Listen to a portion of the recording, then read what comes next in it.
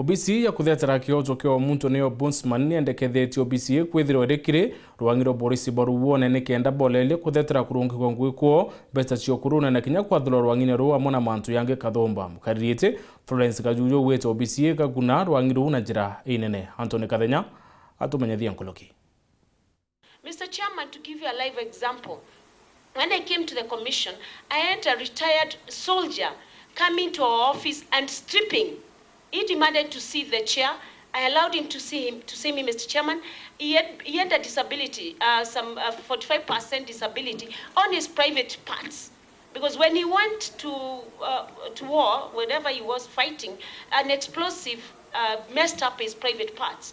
And he said he had not received justice. Instead, he was retired from the defense forces. Nimekalika tamama malama tumitenkia me OBISI Obusdman etongere tuni mwekaliyito wayo Florence Kajuju okinyambela kamite ya bunge nene ya katiba na watho ile ya JLAC amwe na ile ya ugiteli kenda gutigira kuno thondeki OBISI no kilutwira bwa jeshi na ile gatigela gyoto nige kunenkanirwa kile athigari balea bakogura ruothuku kilutwira bwao kulingana na nkiamene Obusdman yendekithia loni la kuthondeka OBISI no na ile kethelo lungamilitwe ni umo wa balabale anene ba jeshi.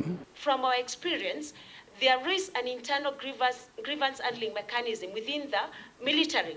But, Mr. Chairman, it's not enough. So we are supporting, and much as we are saying we need a military ombudsman, Mr. Chairman, we are open to discussions. That's why we've come to these committees. We are saying we can have a military ombudsman who is a retired general with an independent office, but we can also build the systems within the military, but the law is not enough. Mwekali tojo Obusdman Florence Kajuju aligeta lelele yao ligatethira kuthiria meanya elio kile jeshi na kutethira thigari baba kuona gioto kila bati kuona na kwa thaino baingi bao kila bethirito bakithithirua ni kubutwa wera. So ours, Mr. Chairman, we take it as a way of pointing out the gaps that are existing within the military structure, within every other institution. Then the committees will support the commission to say this can work, this can't work. We want to engage with the current office of the AG so that we can also give them another brief and the advisors. So this is a conversation, Mr. Chairman. We haven't decided on any one formula, but we are asking the committees to help us in the thought process. Kulingana mwekaliyete wa kamiti ya JLAC na ule mubungu wa Tharaka gitonga morugara kamiti ino kala ithiliendekithia lili nekethilwe kala niana itengo ile ibatelie mono utongera bwa jeshi.